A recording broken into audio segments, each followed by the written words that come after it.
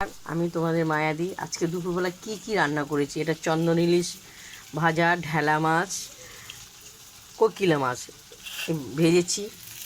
তো পালং শাক ডালের বড়ি দিয়ে করা হয়েছে, খুব সুন্দর। পালং শাক খেতে ভালো লাগে। তো দেখো, এটা হলো সোয়াবিন সোয়াবিন ফুলকপি দিয়ে করেছি, দেখতে পেয়েছো? তো এটা দুপুরবেলা আমি খাবো গরম গরম।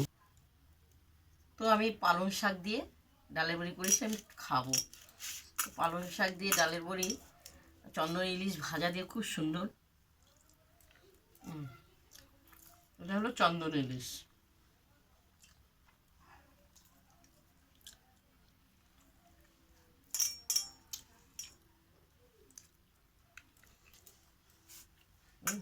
ফুলকপি দিয়ে আলু দিয়ে আমি সোয়াবিন করেছি। তো একটু খেয়ে দেখি, খুবই গরম,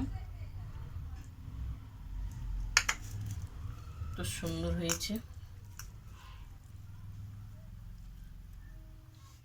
হেব্বি সুন্দর হয়েছে খেতে।